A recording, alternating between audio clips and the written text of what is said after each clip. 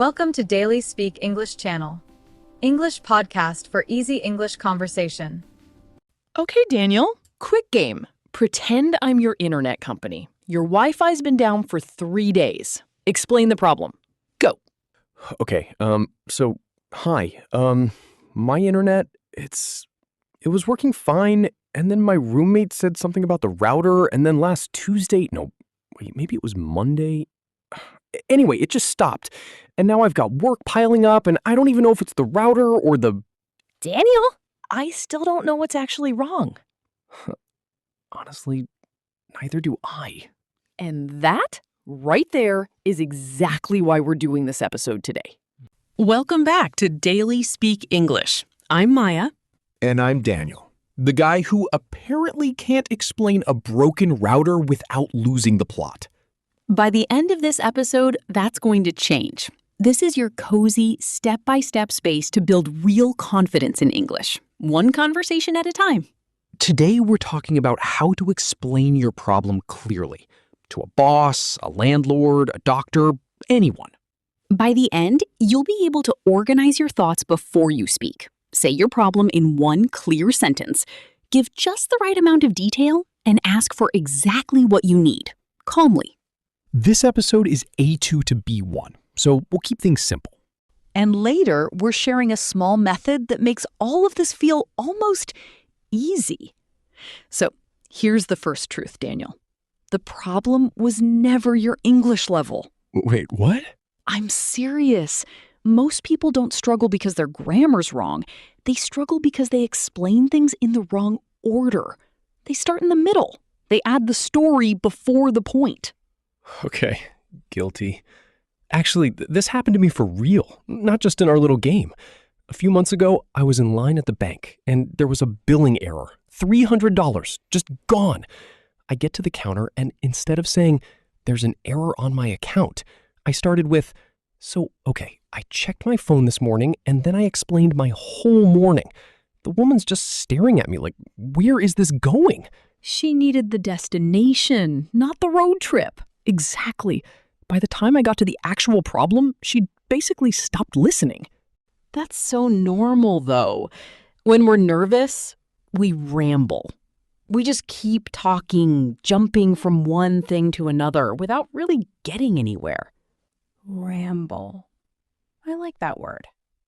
That's exactly what I did. Right. A clear explanation is like handing someone a map. A rambling one is like handing them a maze and saying, "Good luck finding the point." Brutal, but accurate. Here's a misconception a lot of learners have. They think, if my English isn't perfect, I need more words to make sure I'm understood. Actually, it's the opposite. The less confident you feel, the more you should simplify, not add more. So less is more. Less is more.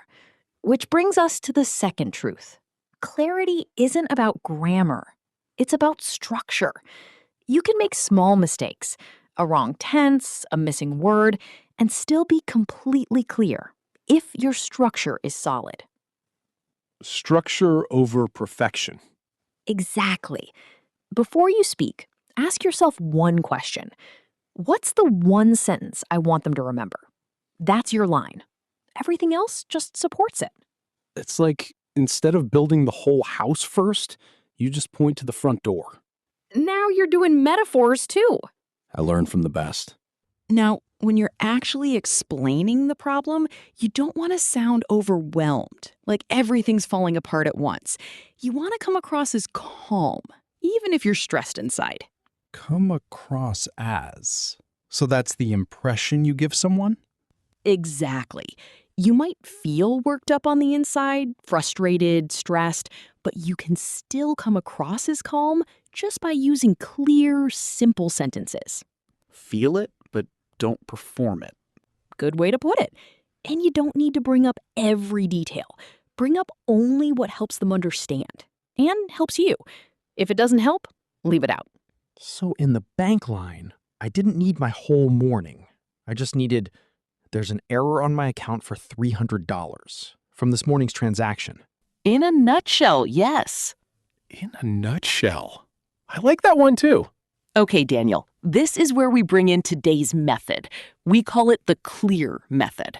5 small steps to explain any problem so people get it the first time. I need this in my life. C is for context. 1 sentence of background. When or where this happened. Nothing more. This morning at the bank. Just enough to set the scene. L is for line. Your 1 clear sentence. The actual problem, stated directly. There's a $300 error on my account. No story yet, just the line. E is for evidence. 1 concrete detail that backs it up. A date, a number, a name. Specific, not vague. Like, it happened on this morning's transaction. A is for ask. What do you actually need from this person? Say it directly. Can you check this transaction for me? People skip this step all the time. They explain the whole problem and then just stop. Right, and the other person's left thinking, okay, and what do you want me to do? So always end with a clear ask. And the last one? R is for recap. 1 short sentence repeating your ask so nothing gets lost. So again, I just need that transaction checked. Context, line, evidence, ask, recap. CLEAR. Clear. 5 steps, and suddenly explaining a problem doesn't feel scary anymore. Stay with us for the word tour. And if this method helps you, share this episode with 1 English learner today. Word tour.